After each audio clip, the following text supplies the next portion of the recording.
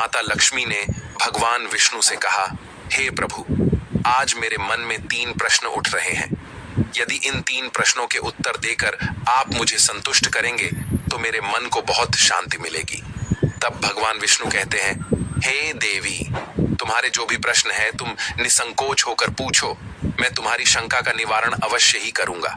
तब माता लक्ष्मी कहती है, हे प्रभु, वह कौन सी स्त्री होती है जिसके भाग्य में संतान सुख नहीं होता है? दूसरा प्रश्न है कि कौन सी स्त्री समय से पहले विधवा होती है? और मेरा तीसरा प्रश्न है कि कौन सा श्रृंगार करने से स्त्री को स्वर्ग में स्थान प्राप्त होता है?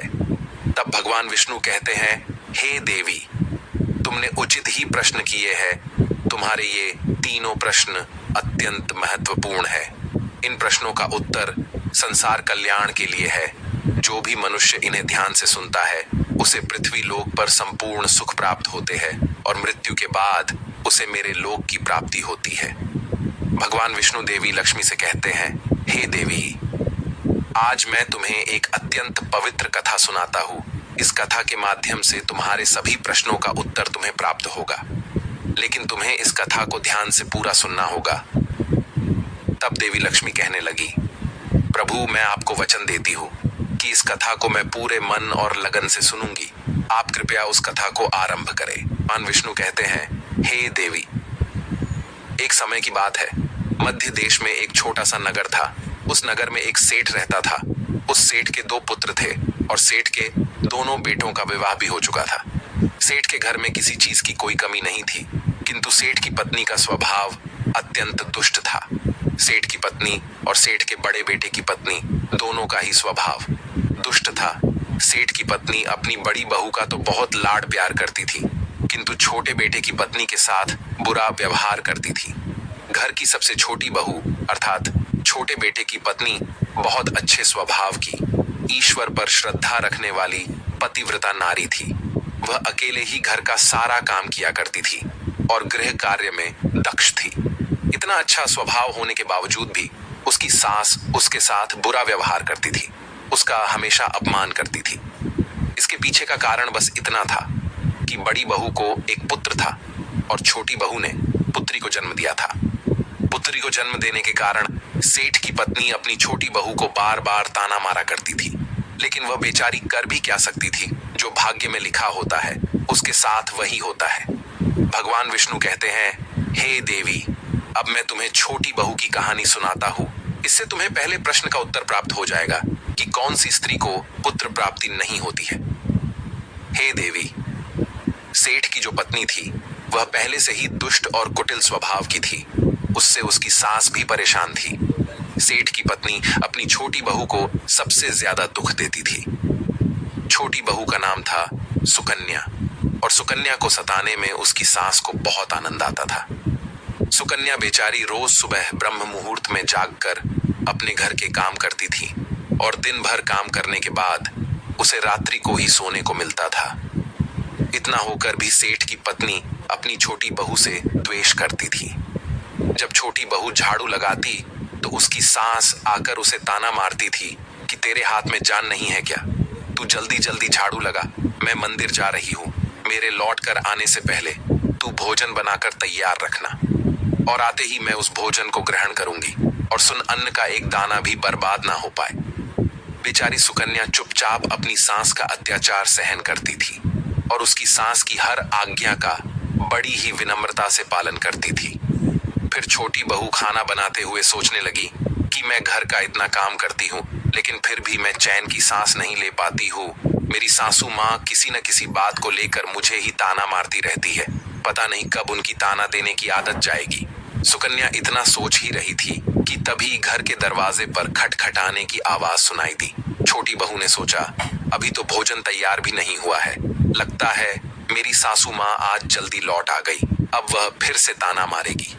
तब सुकन्या ने दरवाजा खोला तो उसने देखा कि द्वार पर एक सन्यासी खड़ा हुआ है। वह सन्यासी सुकन्या से कहने लगा, बेटा, सदा सुहागिन रहो। तुम इस सन्यासी के लिए कुछ भोजन का दान करो। हे पुत्री, मुझे बड़ी भूख लगी है। तब सुकन्या ने सोचा, अगर मैं इस सन्यासी को भोजन करा दूं और इतने में मेरी सास आ गई तो मेरी खैर नहीं। कुछ देर तक विचार करने के बाद सुकन्या ने सोचा, यदि मैं सासू माँ के ताने के डर से इस सन्यासी को भोजन नहीं कराऊंगी तो मुझे महापाप लगेगा, मेरा सारा पुण्य नष्ट हो जाएगा। इतना सोचकर सुकन्या ने उस सन्यासी को घर के अंदर बुला लिया। अतिथि धर्म का पालन करते हुए सुकन्या उस सन्यासी को भोजन कराने लगी। उतने में ही उसकी सास घर पर आ पहुंची और उस सन्यासी को घर के अंदर भोजन करते हुए देखकर उसे बहुत गुस्सा आ गया। वह चिल्लाते हुए सुकन्या से कहने लगी, यहाँ पर क्या किसी प्रकार का भंडारा या दावत नहीं चल रही है, जो तो राह चलते भिखमंगों को घर में बिठाकर खिला रही हो। सुकन्या ने अपनी सास से बड़ी विनती की, लेकिन सुकन्या की सास ने बहू की एक नहीं सुनी और उसकी सास ने उस सन्यासी को घर से बाहर निकाल दिया और उसके भोजन को उठाकर कचरे में फेंक दिया। उसके बाद वह सास सुकन्या पर गुस्सा करने लगी। अरे दुष्ट औरत, मैंने तुझे कहा था कि अन्न का एक दाना भी बर्बाद नहीं होना चाहिए, लेकिन तूने क्या किया, उस भिखमंगे को इतना सारा भोजन दे दिया। सुकन्या डरते डरते बोली, सासू माँ, मैंने सन्यासी को अपने हिस्से का भोजन दिया है, इसमें आखिर इतना गुस्सा होने की क्या बात है। द्वार पर आए अतिथियों को कभी खाली हाथ नहीं भेजते हैं, ऐसा शास्त्र कहते हैं। फिर सुकन्या की सास ने उसे बहुत डांटा। दोनों के बीच कई देर तक बहस हुई और सुकन्या की दुष्ट सास ने गुस्से में आकर सुकन्या को धक्के मारकर घर से बाहर निकाल दिया और घर का दरवाजा बंद कर दिया। सुकन्या देर तक घर के मुख्य द्वार के सामने खड़ी रही और बाहर से अपनी सास को आवाज देने लगी। सुकन्या की सास ने एक नहीं सुनी और उसे घर के अंदर आने नहीं दिया। फिर सुकन्या दुखी और उदास होकर अपने मायके के लिए निकल गई। मायके जाने के रास्ते में बहुत बड़ा जंगल पड़ता था। सुकन्या भूखी प्यासी रहकर उस जंगल के रास्ते पर से चलने लगी। तभी उसी समय अचानक जोर जोर से बादल गरजने लगे और मूसलाधार बरसात होने लगी। बारिश से बचने के लिए सुकन्या एक वृक्ष के नीचे जाकर खड़ी हो गई। वहां पर सुकन्या ने देखा कि पेड़ के नीचे मेकोटर बना हुआ है। फिर वह बिना देरी किए जल्दी से उस कोटर में घुस गई। कोटर में जाने के बाद सुकन्या ने देखा कि अंदर कोई साधु महात्मा बैठे हैं। वह सन्यासी कोई और नहीं बल्कि भगवान विष्णु ही साधु का रूप धारण करके बैठे हुए थे। जब उस साधु ने उस सुकन्या को देखा तो बोले, हे पुत्री, तुम इस घने जंगल में अकेली क्या कर रही हो? रोना बंद करो, मैं तुम्हारे बारे में सब कुछ जानता हूँ। तुम्हारे ससुराल वाले अत्यंत दुष्ट स्वभाव के हैं और वे तुम्हें बहुत दुख देते हैं। इसका कारण केवल बस इतना है कि तुम्हें पुत्र की प्राप्ति नहीं हुई है। पुत्री को जन्म देने के कारण तुम्हें तुम्हारी सास के ताने सुनने पड़ते हैं। हे पुत्री, तुम चिंता मत करो, मैं तुम्हें एक पर्ची देता हूँ। इस पर जो भी उपाय लिखा हुआ है, तुम उस उपाय को पूरे मन के साथ करो, फिर तुम्हें एक गुणवान पुत्र की प्राप्ति होगी। फिर सुकन्या ने वह पर्ची ली और वह साधु वहां से अचानक से गायब हो गए। ये चमत्कार देखकर सुकन्या बहुत प्रसन्न हुई और जब बारिश रुकी तो सुकन्या का पति उसे ढूंढते हुए उस स्थान पर पहुंच गया। सुकन्या ने अपने पति को सारी हकीकत बता दी और फिर दोनों ने ही घर वापस न जाकर उसी जंगल में रहने का निर्णय लिया। वहीं पर रहते हुए एक दिन सुकन्या के मन में पुत्र प्राप्ति का ख्याल आया और वह मन ही मन सोचने लगी कि यदि मेरा भी कोई पुत्र होता तो आज ससुराल में मुझे बहुत ज्यादा इज्जत मिलती। तभी सुकन्या को उस साधु के द्वारा दी गई पर्ची की याद आ गई और फिर जब उसने वह पर्ची खोलकर पढ़ा तो उसने देखा कि जो स्त्री पुत्र प्राप्ति की कामना रखती है उसे रात्रि में अपने पति की बाईं तरफ सोना चाहिए। ऐसा करने से कुछ समय बाद में बाई करवट लेटने से नाक का दाहिना स्वर और दाहिनी करवट लेने से नाक का बायां स्वर चालू हो जाता है। फिर जब पुत्र की इच्छा हो तो उस स्थिति में मिलन से पहले यह निश्चित कर लेना चाहिए कि पुरुष का दायां स्वर चलने लगे और स्त्री का बायां स्वर चलने लगे और उसी समय पर गर्भधान किया जाना चाहिए। ऐसा करने से निश्चित ही पुत्र की प्राप्ति होती है। इसके विपरीत नाक के स्वर चलने से पुत्री की प्राप्ति होती है। उस पर्ची में आगे लिखा हुआ था कि मासिक धर्म शुरू होने के बाद पहले 4 दिनों में पुरुष के साथ मिलन करने से पुरुष को रगड़ता प्राप्त हो जाता है और 5वीं रात्रि में मिलन करने से पुत्री की प्राप्ति होती है तथा 6ठी रात्रि में मिलन करने से पुत्र रत्न की प्राप्ति होती है। 7वीं रात्रि में मिलन करने से वंध्या पुत्री होती है। 8वीं रात्रि में मिलन करने से बलशाली पुत्र की प्राप्ति होती है। 9वीं रात्रि में मिलन करने से सुंदर कन्या की प्राप्ति होती है तथा 10वीं रात्रि में मिलन करने से विद्वान और अतिश्रेष्ठ पुत्र की प्राप्ति होती है। 11वीं रात्रि में मिलन करने से सुंदर आचरण वाली कन्या प्राप्त होती है। 12वीं रात्रि में मिलन करने से गुणवान पुत्र होता है। 13वीं रात्रि में मिलन करने से लक्ष्मी स्वरूपा पुत्री होती है। 14वीं रात्रि में मिलन करने से गुणवान, बुद्धिमान तथा बलवान पुत्र होता है। फिर सुकन्या ने मासिक धर्म के बाद 14वीं रात्रि में अपने पति के साथ मिलन किया और उसके बाद गर्भ धारण किया। फिर दूसरे दिन सुकन्या का पति जंगल में लकड़ी काटने के लिए चला गया और सुकन्या घर पर पड़ी रही। फिर अचानक से तेज तूफान आया और सुकन्या की झोपड़ी उड़ गई।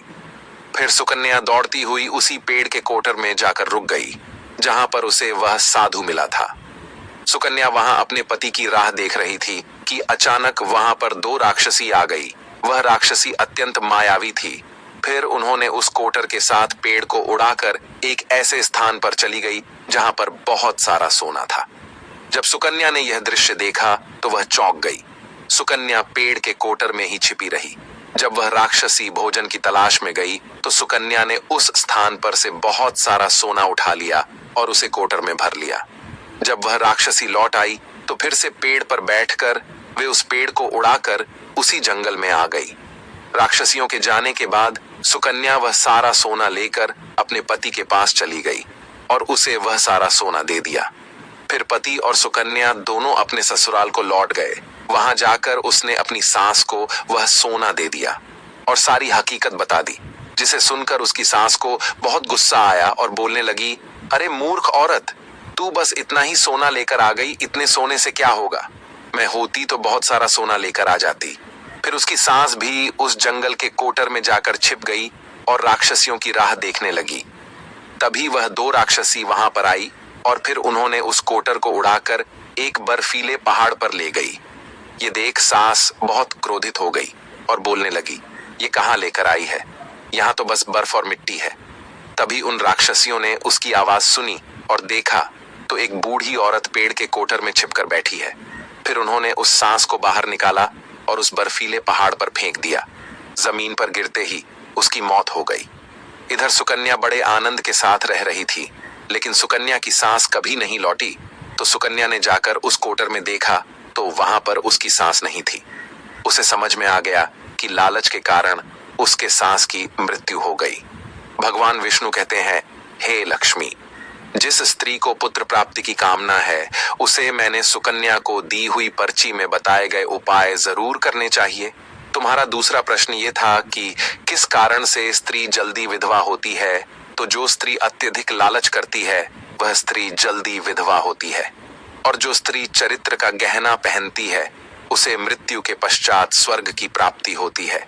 एक स्त्री को अपने चरित्र का त्याग कभी नहीं करना चाहिए।